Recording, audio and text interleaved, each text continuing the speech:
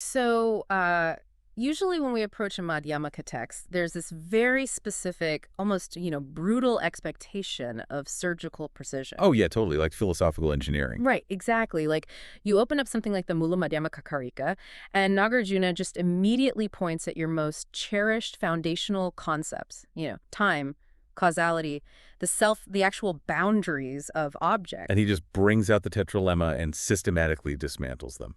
Yeah, it's rigorous, it's clean, and frankly, I mean, it's utterly merciless. Merciless is the perfect word for it, yeah. And for those of you listening, those of you who spend your lives studying and practicing this framework, the comfort of those clean analytical lines, we're trained to look for the logical flaw, right? The hidden assumption of inherent existence. We want to find the exact moment the text proves the emptiness of the thing. Exactly. But then you step into the textual landscape of the Niraupamyastavah, the hymn to the Incomparable one, and that analytical scalpel is suddenly replaced by a lute. Yeah, it's a completely different vibe. It really is. We're confronted with a text that is just breathtakingly lyrical, unabashedly devotional, and at least on the surface, kind of intellectually murky. I mean, okay, let's unpack this because we are dealing with Nagarjuna, the great deconstructor, writing a literal hymn of praise. Which, if we connect this to the bigger picture, Yeah. creates a sense of profound cognitive dissonance for the purely analytical practitioner. Oh, absolutely. Because, you spend years training your mind to reject the reification of the Buddha as this inherently existent savior figure. And here is the founder of the school composing verses of absolute adoration to that very figure. Right. It feels like a betrayal of the mechanics at first glance. It does, but that apparent tension is precisely what makes the Niraupamyastavah a masterpiece. I mean, we aren't looking at a regression into conventional piety here. No, not at all. What we're examining in the first 11 verses of this text, which is what we're analyzing today, is what the Gillett structural commentary explicitly defines as the union of the two truths in action. Wait, I want to stop right there and clarify this framework for a second, because the Gillett commentary provides a very specific notation that we need to keep active in our minds for this entire analysis. Yeah, the T1 and T2 shorthand. Right. So we have T1, which represents conventional truth, the dependently co-arisen, functional, cause and effect appearances of the world. The everyday reality we operate in. Exactly. Then we have T2, the ultimate truth, which is the complete emptiness of inherent existence of all those T1 phenomena. And the absolute crux of this text is U2T, the harmonization or the union of T1 and T2. Which is, frankly, the most difficult thing to conceptualize, let alone actually practice. Oh, without a doubt. The commentary forces us to understand that this hymn is a demonstration of how to harmonize conventional devotion with ultimate wisdom. Nagarjuna is proving, phenomenologically, that liberation doesn't come from rejecting the world of dependent appearances. Right, because that would be a nihilistic extreme. Exactly. It comes from realizing their deeply illusory nature while simultaneously, engaging with them. It shows us how a Buddha operates within the Dharmatatu, the non-dual expanse of reality. Where things are, as the commentary describes it, there yet not there. There, yet not there, perfectly said. In this expanse, phenomena aren't annihilated, but they aren't absolute either. I mean, I understand the poetry of there yet not there, but let's push on the mechanics a bit. Because if we are taking this epistemological lens seriously, we run into an immediate problem. It's the paradox of the hymn itself. Yeah. If ultimate reality, T2, dictates that the Buddha lacks inherent existence, and the act of praising lacks inherent existence, and the very syllables of this hymn lack inherent existence, isn't the act of composing a hymn a massive philosophical contradiction? It seems like a total paradox. Like, if you are an empty being using empty words to praise an empty concept, what is actually happening? Yeah. Why do it at all? Well, that paradox is the exact threshold Nagarjuna demands we cross before we can even begin to understand the specific verses. I mean, the commentary resolves this apparent contradiction through the framework of the union of the three spheres. The U3S. Right, U3S. So whenever we analyze an action, in this case, the act of praising, we are dealing with a triad. You have the praiser, the praising, and the praised. The actor, the action, the object. Exactly. Now, if you view this triad through the extreme lens of realism, you assume all three entities inherently exist independently of one another. Which is delusion. Complete delusion. But if you swing to the extreme of nihilism, which is usually spurred by a misunderstanding of T2, You assume they just don't exist at all, rendering the action totally absurd. Right, and the nihilistic trap is where a lot of really advanced practitioners get stuck. The logic becomes, if the triad is empty, the action is fundamentally meaningless, so any engagement is a betrayal of ultimate truth. Which is a very dangerous dead end. But U3S applies the union of the two truths directly to the kinetic action itself. The praiser, the act of praising, and the entity being praised are completely interdependent. They mutually define one another. You can't have a praiser without something to praise. Exactly. You cannot have the role of a praiser without an object to praise and the action connecting them. This interdependent functionality is T1. It works. But because they rely entirely on this mutual dependence to function, they categorically lack independent, inherent existence. Because they can't stand alone, which is T2. Right, that is T2. Ugh. Therefore, because they are thoroughly functional and thoroughly empty at the exact same moment, they form a middle way that's entirely free from the extremes of affirmation or negation. So the text refers to this as praising without praising. The practitioner engages in the conventional action T1 with total commitment, but with zero cognitive grasping at the components as absolute realities. Yes, it is a non-dual performance. The action doesn't ensnare the actor because there is no reification of the components. It makes me think of it's like a complex holographic interface. Oh, I like that. How so? Well, imagine you can reach out, interact with the data, move the light around, and the system responds perfectly to your inputs. The functionality is real and observable, right? That's T1. Right. But if you try to violently grab the hologram and put it in your pocket, your hand closes on nothing. That's T2. You can operate the interface flawlessly only if you understand its insubstantial nature. If you forget it's a hologram and try to lean your physical weight against it, you just fall flat on your face. That is an incredibly apt mechanical way to view U3S. You're interacting with the light without assuming it has mass. And understanding that the hymn itself is this kind of holographic tool allows us to examine the first 3 verses. Which are really setting up the ground rules for perception. Yeah, these verses systematically deconstruct the epistemology of the Incomparable One. They essentially answer the question, how does a Buddha actually perceive this holographic world without leaning on it and falling over? Okay, let's look at verse 1. It says, "Obeisance to you who knows the insubstantiality of all things. You make efforts for the benefit of this world is devoid of pure views." There's a very sharp juxtaposition happening immediately here. Yeah, we see T2 and T1 placed side by side right out of the gate. Knowing the insubstantiality of all things is the direct realization of T2, ultimate emptiness. Right.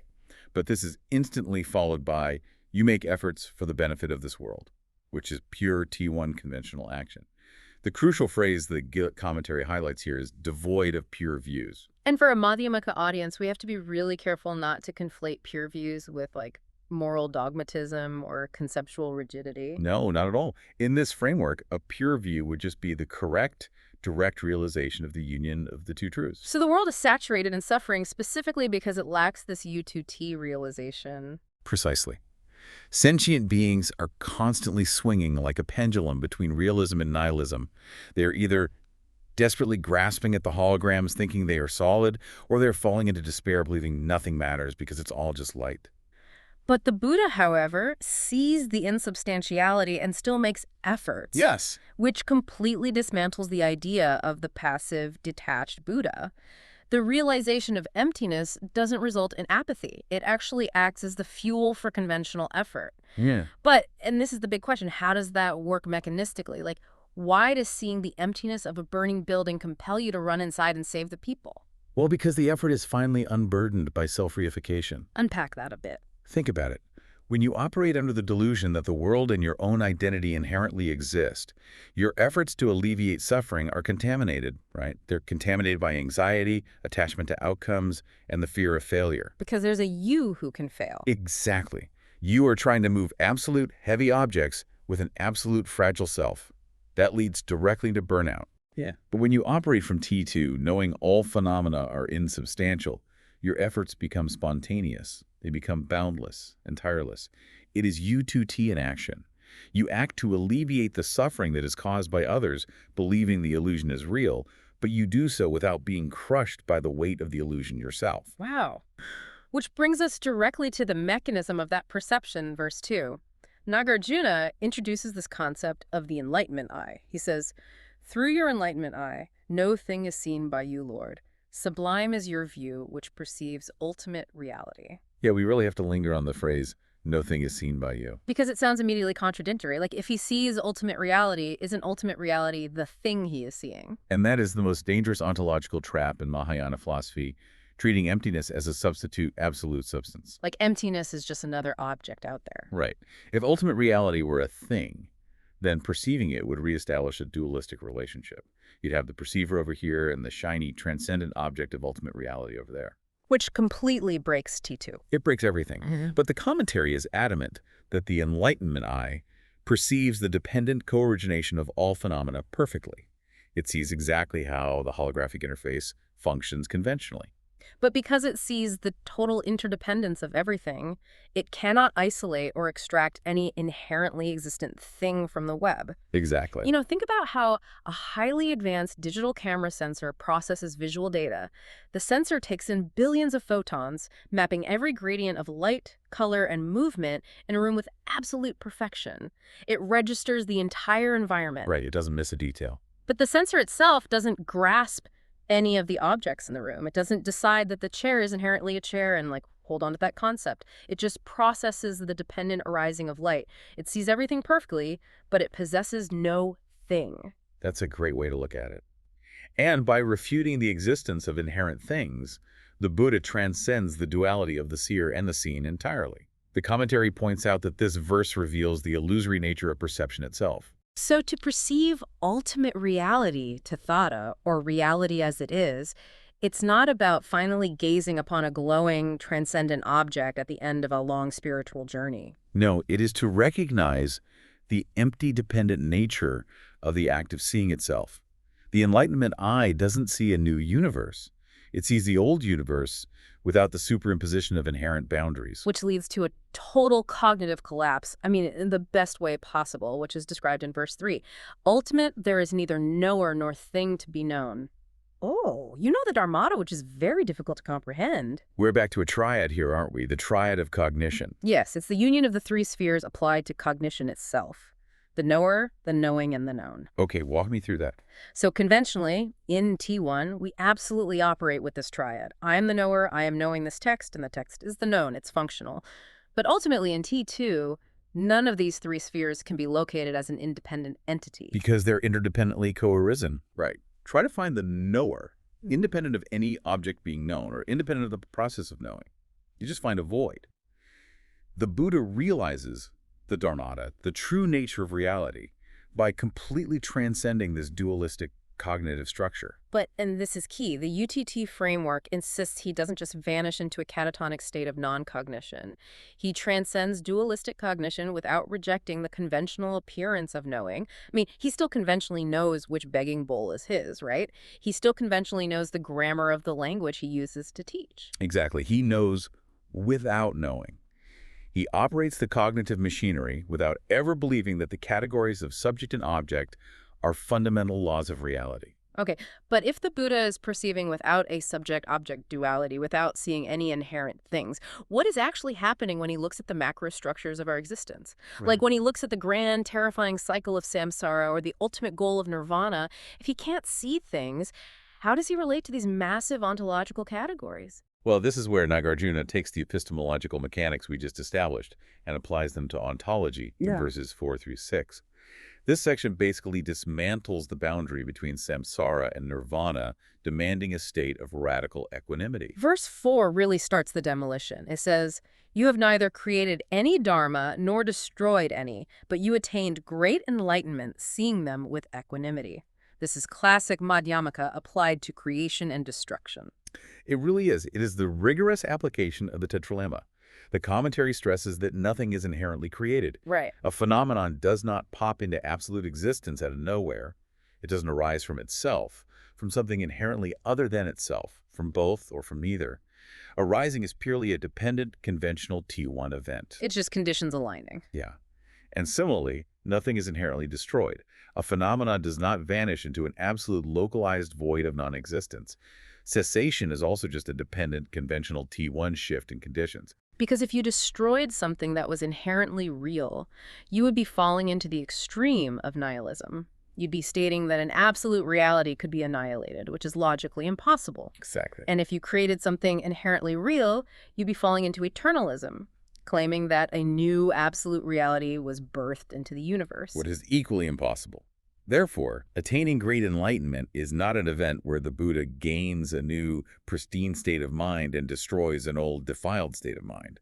The text explicitly says he attained enlightenment by seeing them with equanimity. And we have to be careful with that word, right? Oh, absolutely. Yeah. We must understand equanimity here not as like a psychological mood of calmness, but as a profound ontological stance. It is the union of opposites. So it's the direct realization that origination and cessation are equally empty of inherent reality. Yes. The Buddha rests in the middle way, recognizing the dependent co-origination of all dharmas without the slightest bias toward their existence or their non-existence. Which brings us to verse 5, and this is where I need to pose a very aggressive question on behalf of our listeners, because this verse threatens the foundation of the entire path. Bring it on. Okay, verse 5. You did not desire for nirvana, seeing the faults of samsara, O Lord. You attained peace without getting rid of samsara. Okay, if samsara and nirvana are non-dual, if they are not different, not identical, not both, and not neither, as the Gilate commentary maps out, then what is the mechanism of practice? The existential crisis verse. Yeah. Why meditate? Why maintain strict ethical vows? Why study these incredibly dense texts? If we don't need to get rid of samsara, why not just yield to our conditioning, indulge in every passing desire, and let the wheel of samsara turn, secure in the knowledge that it's all non-dual anyway? This is the ultimate existential crisis for the Madhyamaka student. It really is the terror of the UTT framework weaponized into apathy. It's the Zen sickness trap. Exactly. But the commentary is razor sharp here. Nirvana is not a geographical location. It is not an alternative dimension that you escape to after you successfully destroy samsara. Nirvana is simply the direct, unmediated realization of the true nature and dynamic of samsara, right here and right now. So seeking nirvana while actively rejecting samsara is itself a dualistic extreme. It is the definition of a dualistic trap. Yeah. If you yield to your conditioning, indulge in passing desires, and think, oh, I don't need to practice because samsara is nirvana, you are completely blinded by Chi-1 conventional appearances. You're just grasping at different holograms. Yes, you are still reifying your desires, reifying your indulgences, and reifying your identity as like a clever practitioner who has transcended the rules. You are treating the illusion as absolute reality. Right, so to attain peace without getting rid of samsara means you do not attempt the impossible task of annihilating the dependently co-arisen world. You simply stop reifying it. The practice is the meticulous, gradual removal of that cognitive reification. You do not practice to escape the world, you practice to perceive the world accurately. If you try to violently abandon samsara, you are treating samsara as an inherently existent prison. And if you try to greedily grasp nirvana, you are treating nirvana as an inherently existent prize. Both are illusions born of a mind that has not realized UTT. You know, you can't get rid of a mirage by throwing rocks at it or running away from it. No, because both actions validate the mirage as a physical threat. Exactly. You get rid of the mirage by deeply investigating its optical mechanics until you realize it is just refracted light. The mirage might still appear visually on the horizon, but it completely loses its power to make you thirsty or dictate your actions. That's a perfect analogy. And Nagarjuna takes this realization from the macro level of samsara and applies it to the most uncomfortable, microscopic level of our psychological experience in verse 6. Oh, this verse. Yeah. You have realized that affliction, and since no discrimination is possible in dharmadhatu of affliction and dharmadhatu of cessation, so you are completely pure. The primordial purity of affliction, I mean, the idea that kleshas, the defilements of the mind, are pure. For a practitioner who spends hours every day trying to manage their anger, their anxiety, their deep-seated neuroses, this is a very, very tough pill to swallow. How can a panic attack or a burst of malicious rage be considered pure? This is arguably the most radical and phenomenologically challenging insight in the entire hymn. The Gilate material explains that afflictions, the kleshas, and the cessation of those afflictions share the exact same T2 empty nature. They're made of the same non-stuff. Right. Within the Dharmatatu, the non-dual expanse of reality, there is absolutely no foundational basis to discriminate between a moment of intense rage and a moment of total peace, because neither state inherently exists. Okay, let's break down the mechanics of a burst of rage. Conventionally, in T1, it is highly functional. It depends on a vast web of causes. A perceived insult, a biological adrenaline response, maybe deeply ingrained childhood conditioning, the immediate environment. It is a highly complex composite event. And very real conventionally. Yeah, very real. Yeah. But because it relies entirely on those myriad conditions to arise, it has zero independent absolute T2 core. Exactly. When an ordinary being experiences rage, they reify the anger. They think, I am angry. This anger is a solid, toxic thing inside me, and I must destroy it. Which creates so much secondary suffering. It does. But when the Enlightenment eye perceives that exact same neurochemical and psychological dependent origination, it sees the absolute emptiness of the rage. And because emptiness is primordially pure, meaning it's uncontaminated by inherent existence, the affliction itself, in its ultimate nature, is pure. So the Buddha's complete purity, then, doesn't come from having performed, like, a surgical lobotomy on his own consciousness, excising every potential negative emotion like a tumor. No, not at all. His purity comes from realizing that afflictions are just temporary reorganizations of empty phenomena. Right. If you suppress the rage, you are affirming its inherent existence as a threat. If you act out the rage, you are affirming its inherent existence as a mandate. The Buddha does neither. He does neither. He perceives the dependent arising of the klesha, recognizes its empty nature, and in that very recognition, the affliction self-liberates without ever needing to be destroyed. Wow. Okay, so this ontological leveling, collapsing creation and destruction, saṃsāra and nirvāṇa, affliction and cessation, it's philosophically elegant, but it creates a massive logistical nightmare for the actual functioning of a Buddha in the world. The paradox of communication. Yeah. Having established that reality is this impossible, non-dual, empty yet functional holographic interface, how on earth does a Buddha teach it? Human language fundamentally relies on subject and object, nouns and verbs, the illusion of creation and destruction to communicate anything at all. How do you use a dualistic tool to teach a reality that defies duality? Well, this logistical nightmare is the focus of section 4, verses 7 and 8, which we can call the paradox of teaching and dwelling. Verse 7 tackles the linguistic impossibility head-on. You have uttered not a syllable, yet you satisfied the trainees by raining down the nectar of profound teaching. Uttered not a syllable. I have always found this imagery just stunning. I mean, the Buddha teaches constantly for 45 years, generates tens of thousands of sutras, engages in endless debates, and then ultimately declares that from the night of his enlightenment to the night of his parinirvāna, he never spoke a single word. It's brilliant, and it is not a poetic exaggeration. It is a rigorous statement of U2T in action regarding communication. The commentary details this as the union of speech and silence. Okay, how does that work? Conventionally, T1, the teachings absolutely arise as dependent phenomena. They are upaya, skillful means, mathematically tailored to the specific neuroses, linguistic frameworks, and cognitive capacities of the trainees. So if a student is trapped in eternalism, he teaches impermanence. If a student is trapped in nihilism, he teaches karma and dependent origination. Yes.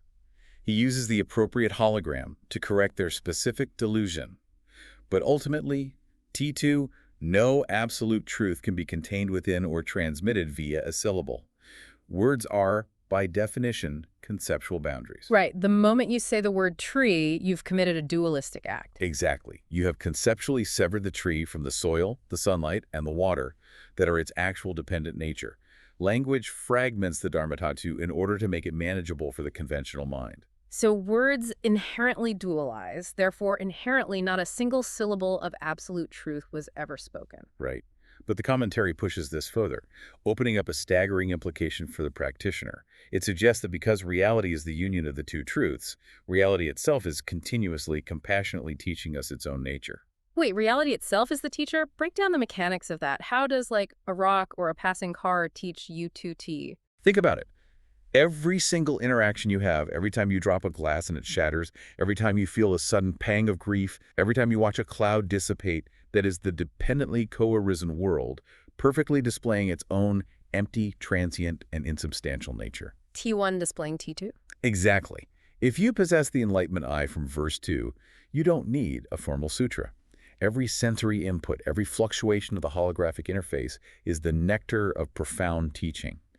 The Buddha's verbal teachings are simply highly concentrated, conceptual pointers directing you to look at the silent teaching that is constantly raining down from the fabric of reality itself. That is, wow, that reframes every moment of existence, no matter how mundane or painful, as an active, compassionate lesson from the Dharmatatu.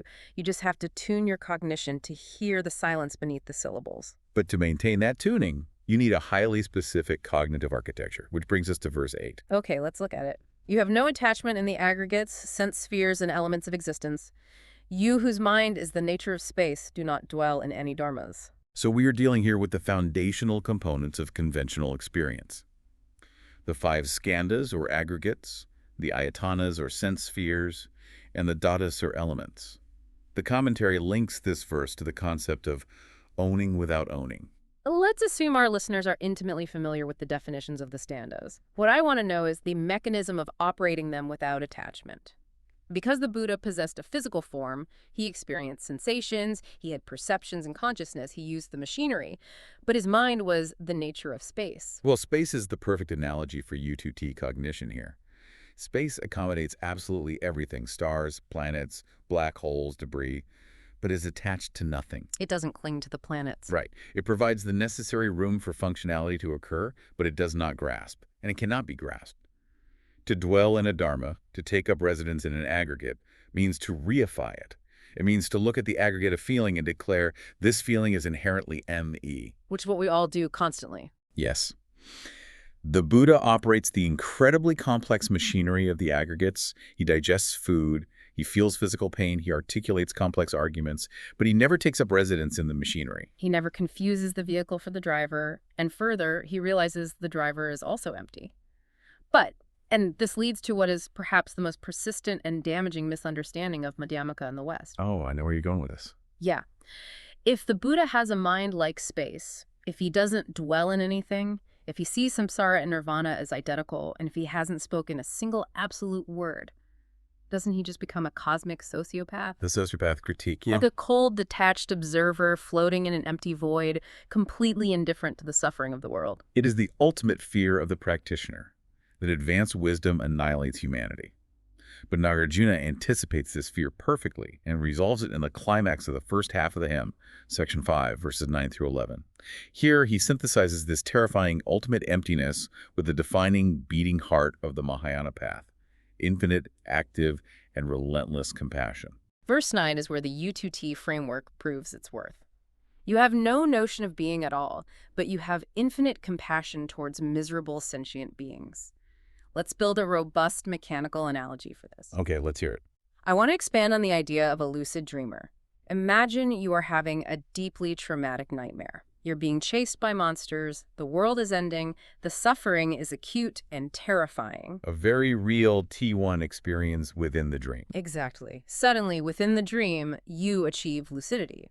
You realize, with absolute certainty, this is a dream. At that exact moment, you have no notion of being at all regarding the dream characters. You know definitively that they do not possess inherent existence. They are empty projections made of the same insubstantial mind stuff as the dream environment. This is the realization of T2 within the dream state. Yes. Now, if you are a nihilist, you might just wake yourself up, or you might start destroying the dream world because it doesn't matter. But if you are operating under U2T in action, you remain fully present in the dream space. You look around and see other dream characters who are not lucid. They are screaming, running from the monsters, experiencing absolute terror because they believe the nightmare is an inherent reality. Because you are unburdened by the panic of believing the monsters are real, your capacity to help is limitless. You don't ignore them. You act with total, boundless compassion to manipulate the dream architecture, teaching them to fly, turning the monsters into dust specifically because you know it is empty. That analogy perfectly isolates the mechanics of the Gillette commentary's concept of compassion without beings. What's fascinating here is how it contrasts with our usual approach. Right. The extreme of realism looks at a suffering person and says, this person is absolutely real, their suffering is an absolute heavy substance, and I must save them. This leads directly to empathetic distress, exhaustion, and despair, because you are trying to fight absolute forces with finite energy. It's a losing battle. And then the extreme of nihilism says, this person is fundamentally empty, their suffering is an illusion, so why should I lift a finger? But the middle way, the lucid dreamer, sees that the suffering, the T1 conventional nightmare, is occurring precisely because these beings do not realize their own T2 empty nature. They are suffering from the hallucination of inherent existence. Exactly. And this is why the Buddha's compassion is described as infinite. It is infinite because it is not restricted by the arbitrary boundaries of reified entities. When you view people as inherently separate from you, when you dwell on the duality of self and other, your compassion is metered. It's transactional. Yes, it is limited by how much energy yourself has to give to the other. But if you have no notion of being, if your mind is the nature of space, you see the unbroken interdependent web of the Dharmadhatu. Compassion is no longer a moral duty performed by a self. It flows naturally, mechanically, as the spontaneous resonance of the universe acting to correct its own localized temporary delusion. Wow. So emptiness does not negate compassion. Emptiness is the very thermodynamic engine that makes infinite compassion possible. The friction is totally removed. The friction is removed. But to maintain that frictionless state, the mind must be ruthlessly purged of all conceptual fixations. Which brings us to verse 10. Your intellect mind does not adhere to various dualistic imagination as regards pleasure and pain, soul and no soul, permanent and impermanent things.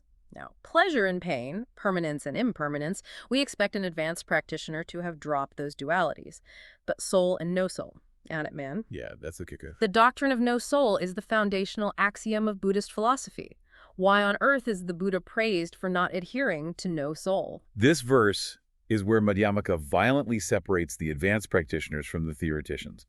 The commentary is explicit here, holding on to even the most pure, doctrinally correct concepts as if they were absolute truths is still a lethal dualistic trap. Even emptiness itself. Especially emptiness itself. If you vehemently cling to the idea, I have no soul, all things are empty, you have subtly reified the absence. You have turned emptiness into a new, invisible thing that you possess. You've made a noun out of a negation. You've taken the medicine, and now you are addicted to the medicine. Exactly.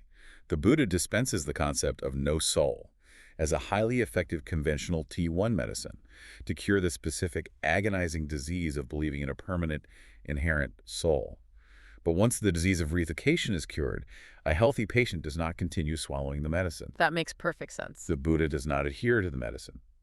He rests dynamically in the non-dual reality that is beyond all linguistic formulations, beyond both soul and no soul, beyond both existence and non-existence. Which perfectly sets up the final verse for our analysis today, verse 11, where Nagarjuna takes this radical deconstruction and applies it to the very mechanics of the universe, karma, causality, and rebirth. You held the view that there is no coming or going of the things, and neither are there anything deposited somewhere else ultimately. For anyone deeply embedded in Madhyamaka, this immediately evokes the famous 8 negations that open the Mula Madhyamaka Karika. Right. No cessation, no origination, no annihilation, no permanence, no identity, no difference, no coming, no going. It's the core engine of his philosophy, summarized in a single verse of praise. And the commentary provides a rigorous logical breakdown of why this must be the case. To assert that there is ultimately no coming or going completely deconstructs our problematic mechanical assumptions about cause and effect and about the nature of rebirth. Let's look at causality first. Okay, if an effect inherently comes into existence, it implies that it was waiting somewhere off stage, in a realm of absolute reality, waiting for its cue to enter the stage of conventional reality. Or it is hiding in a closet. Right. And if a cause inherently goes or ceases, it implies it vanishes into a localized absolute void. Both scenarios are logically absurd and violate dependent origination. Because causality is dependently co-arisen and entirely functional. I mean, if you introduce heat to water, it boils. The mechanism works in T1. But it is fundamentally absurd if you try to analyze it as an absolute mechanical transfer of a thing from state A to state B. Exactly. And this deconstruction reaches its peak with the phrase, neither are there anything deposited somewhere else ultimately. This takes direct aim at the deeply held, often subconscious models that practitioners harbor regarding liberation and rebirth. The boxes. The boxes, yeah. Even advanced students tend to visualize saṃsāra and nirvāṇa as 2 distinct boxes or geographical zones. We conceptualize the path to enlightenment as a process of taking a mind stream or a subtle consciousness out of the dirty saṃsāra box, carrying it across a vast chasm and depositing it cleanly into the pristine nirvāṇa box. Verse 5 already destroyed the boxes. Saṃsāra and nirvāṇa are not separate locations or distinct ontological states. Precisely. Because they are non-dual, there's absolutely no distance between them. Therefore, there can be no absolute transfer of a being from one state to another. There is no inherent thing moving, and there is nowhere for it to be deposited. The entire conceptual architecture of escaping samsara and arriving at nirvana just collapses. It evaporates. So what does this all mean for the practitioner? It means that the incomparable one, the Buddha, is not someone who figured out a secret magical cheat code to escape the physical rules of the universe. No. He is not a being who successfully fled the building. The Buddha is someone who embodies the Dharmatatu so perfectly, who understands the holographic interface so completely, that the rules of the universe themselves, causality, karma, coming, going, suffering, and liberation, are recognized for what they always were. Dependently originated, empty illusions. If we synthesize everything we have covered from verses 1 to 11, Nagarjuna has guided us through a profound, staggering epistemological and ontological shift. He has proven that liberation is not an extraction protocol. Right. It is the radical, non-dual realization of the world's empty, interdependent nature. By mastering utita in action, by engaging the conventional functional world simultaneously with the ultimate wisdom of its emptiness, the practitioner aligns seamlessly with reality as it is. The Buddha doesn't leave the world. He harmonizes with it so completely that the friction of duality simply ceases to exist. And this brings the weight of this entire text right back to you, the listener. You know, as scholars and experts in Madhyamaka, it is incredibly easy to get caught up in the intellectual dopamine hit of analyzing the tetralemma on paper. Oh, it's so seductive. It is. It is immensely satisfying to elegantly deconstruct causality in a debate or to map out the 8 negations. But the challenge Nagarjuna lays down in the Niraupamyastavah is not intellectual, it is phenomenological. The challenge is emulating this U2T in action in the messy, agonizing reality of your daily life. It is about harmonizing that rigorous, razor-sharp wisdom with a boundless, active, and tireless compassion for the suffering characters trapped in this lucid dream. Because the text makes it incredibly clear. Without the relentless application of compassion, the wisdom degrades into a cold, nihilistic detachment. And without the piercing clarity of emptiness, the compassion inevitably degrades into exhausting, dualistic entanglement. The hymn is pointing us toward the impossible dynamic union of the two. It is the ultimate tightrope walk. We have spent this time meticulously analyzing the mechanics of these verses, but I want to leave you with a final, perhaps deeply unsettling thought to mull over. Go for it. If we take verse 11 seriously, if there is ultimately no coming and no going and absolutely nothing is deposited anywhere else, then the very act of you sitting here, listening to this analysis, attempting to gain a deeper understanding of Madhyamaka is itself a profound illusion. No tangible knowledge was transmitted from our voices across the internet and deposited into your brain. No inherent ignorance was flushed out of your mind and deposited into the void. So if the profound understanding you are striving so hard to achieve is already your primordial, empty, undeposited nature, how does realizing that change the way you approach your practice tomorrow morning? That is a paradox that demands to be lived, not just thought about. We will let you sit with the mechanics of that illusion. And remember, we have only mapped the first half of the hymn. The exploration of the Trikaya, the complex mechanics of the 3 bodies of the Buddha and how he spontaneously manifests like a rainbow in verses 12 through 24 will be the focus of our subsequent deep dive. Until then, keep analyzing the interface, but don't forget to stop, breathe, and recognize the mirror.